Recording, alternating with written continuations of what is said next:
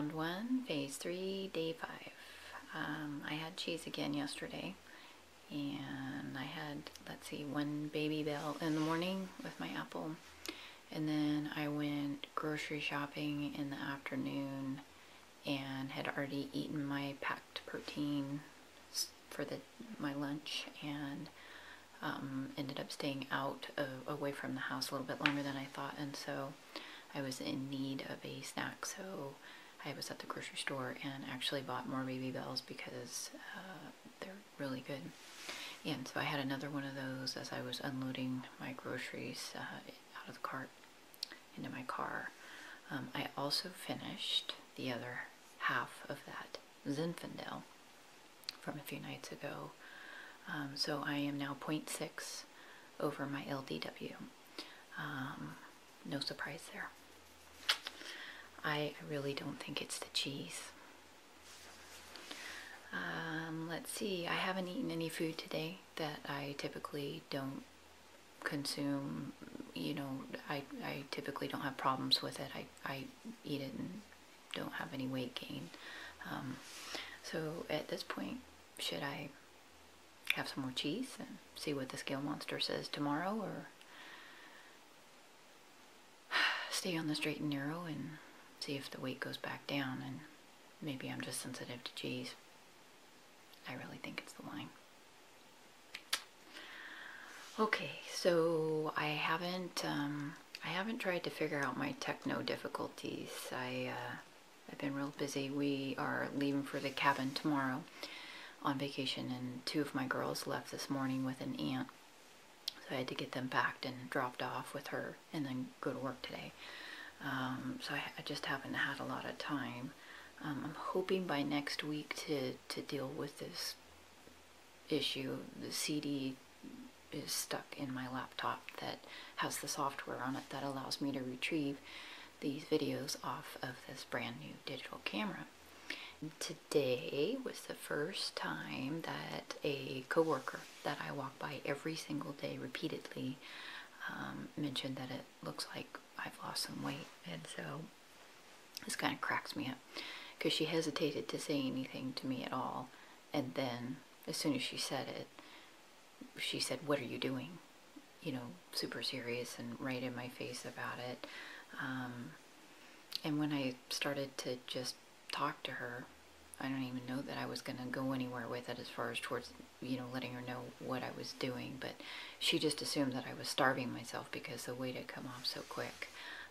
So I could just feel myself shut down, and just looked at her and said, "Oh, I'm just walking a lot again and watching what I eat." And at one point it cracked me up because I had this fleeting thought roll through my head to use the same example that Mama Clock, who's another HC dieter, used, and just look her straight in the face and say, "I'm doing the butt diet." But I didn't think she'd find my humor very entertaining, so I just I left that one alone. So don't be discouraged if people don't acknowledge it or recognize it. I think they're just afraid probably to ask or say anything or bring it to attention, and maybe they don't have a good grip on what they themselves are doing, or I don't know. I mean, I've lost a lot of inches, 30 inches and 25 pounds, so it's pretty drastic. I mean, this dress I'm wearing today is way too big for me, and I'm swimming in it, so it's pretty obvious that something that I filled out very well a few months ago is now needs to be taken in. So this leads me to this weekend.